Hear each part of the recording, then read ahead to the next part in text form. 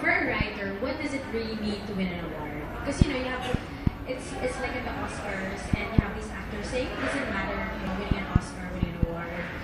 So what does it really mean to win an award? And is it more important to get the critics or the peers recognition, or you know, people buying your books? Oh, sorry.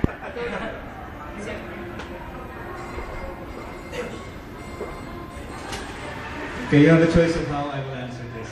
I can give you the honest, bald truth. I can give you a nice prepackaged, feel-good kind of thing, Miss Universe, politically correct answer. I'll give you the politically correct answer first. These awards are good to have, but ultimately they're, you know, thank you. I love you all. Honestly, can we just keep this between us? In the digital age, it's impossible. Someone's twittering. My first one, wow, I was not on Earth anymore. But all my awards, I mean, they're relevant only for that particular time.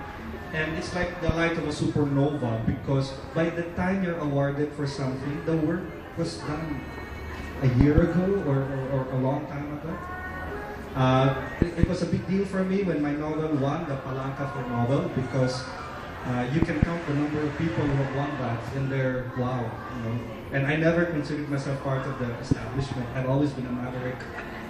I have no big mentor. I fight academia. You know, I don't have degrees in this and that. The awards serve to. They look great on the resume. They encouraged me. It's like a pat on the back. I wish that there was a cash prize that was more than what the Palancas give. I got 30,000 pesos for a novel. But if you're going to plan your life on winning awards, 30,000 pesos divided by 12 months, no Starbucks for you. So for me, it's important. It has its place. But more important for me was getting published in the first place.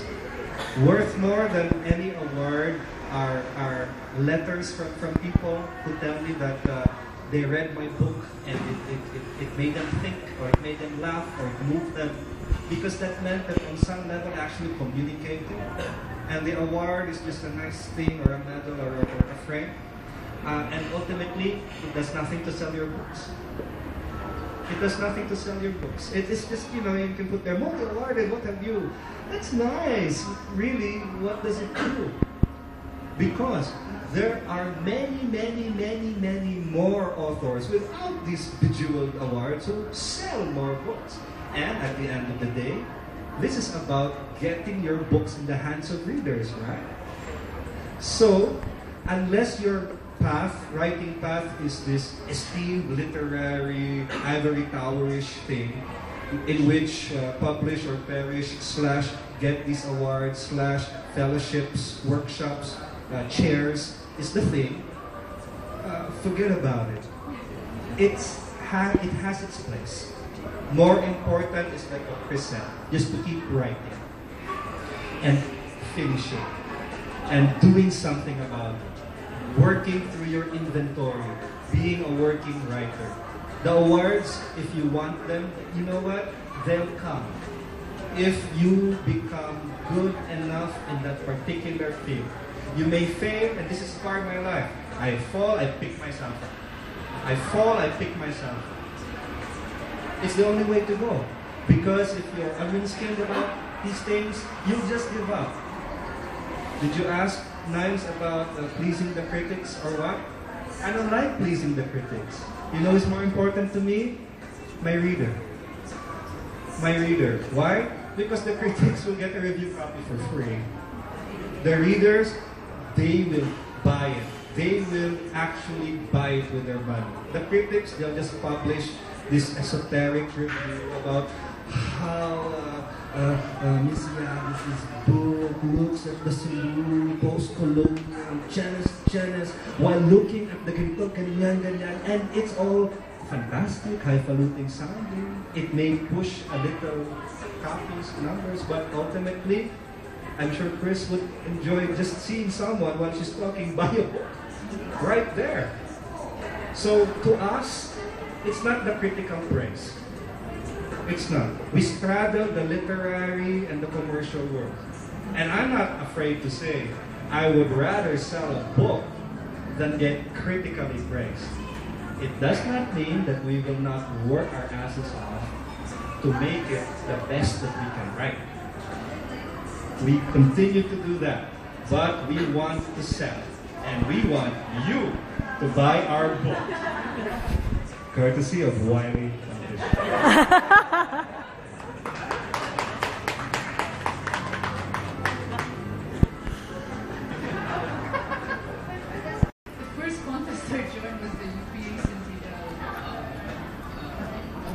Big time. Her price was nice. And it was all by chance. You know, someone just says, hey, why don't you have something ready or done? I said, yeah, but I'm not sure where should I put this and what kind of version does belong to. So just put it there and submit this to the other one, and I did.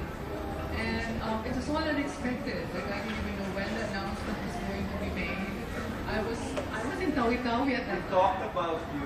I was in Zamboanga and Tawi-Tawi at that time, and I was getting this phone call saying, hey, you want this, can you get it? And I didn't know what to do. I was all alone in this lonely island and just celebrated by myself. I wondered, this is a full moon. It's really lovely. It was so lovely. But for me, I think my first reaction was, I call myself a writer now, you know, because I've always wrote that I'm a journalist. The books that I've published are journalism. And this is the first like literary work that I've done. So the first thing that came into my mind was, do I call myself a writer with a lowercase W or a capital W? So it's just that. It's that, and it reinforces you to write. Keep writing because it's like telling you, it's a reaffirmation that you're doing the right thing.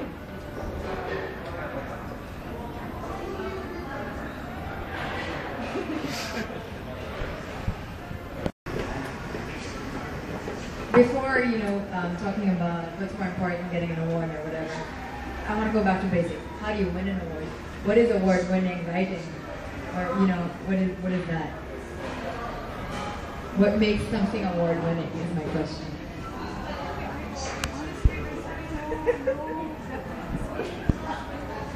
When you write, you don't say, I have to write something that will win an award. You just write what's really close to you. It's not corny, but that's true. You know, what does your heart say? When I was writing, I wasn't thinking, I have to write this book so that I win an award. I didn't even know there was going to be an award. I think it's just from your heart. I love her. I will take off this writerly cap and put on a judge cap. I have judged for the Carlos Palanca Awards, the Philippine Free Press Awards, and all these other awards. What makes award-winning writing? First, your story has to be fantastically true, fantastically well written. It means that when I look at your manuscript, I want that already copy edited. I want to see horrible grammatical things. If you choose to write and compete in English, please make sure that your command of the English language is solid. We are not there, the judges are not there to be editors. We are not there to be forgiving. We are there to plow through the 200 or 300 entries in the Palanca Short Story Division for English, or however many that is, and decide who gets to win the prize. We do not look for anything thematic in particular, but simply a story well told. We can be dazzled by language, lyricism, and technique, yes, but we will be more dazzled by a story well told. That's for fiction. For creative nonfiction or the essays, what do we look for? We look for essays and creative nonfiction that is told well. Like well told. Which means written well. With creative non-fiction, this is the newfangled thing dati alam natin, essay. Now it's creative non-fiction. All it means is that you have a creative, writerly, literary way of rendering.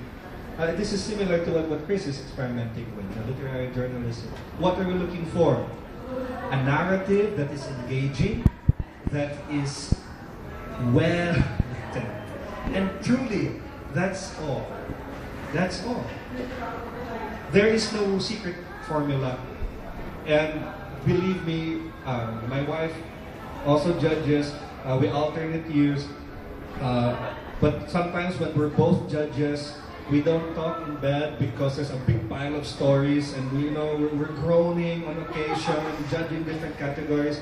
But you have to read it, and honestly, I do read through everything.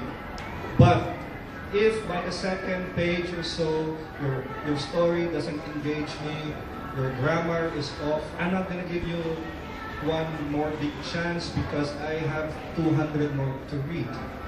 So it becomes your responsibility to polish your story, to make sure it's the best that you can produce, and then you send it off into the void.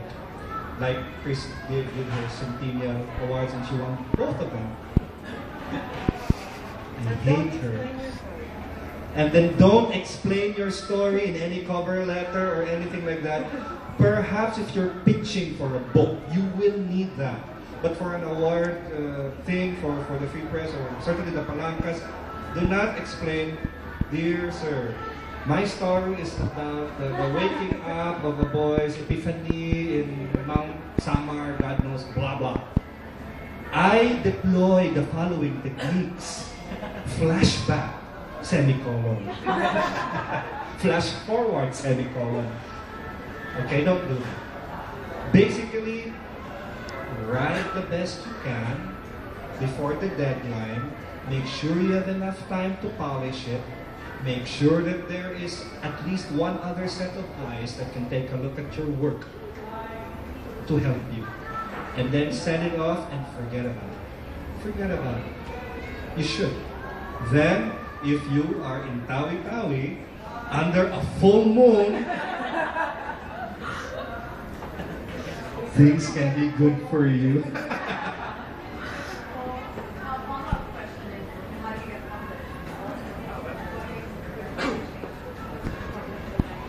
Well, actually, maybe if I can just twist that last question a little bit instead.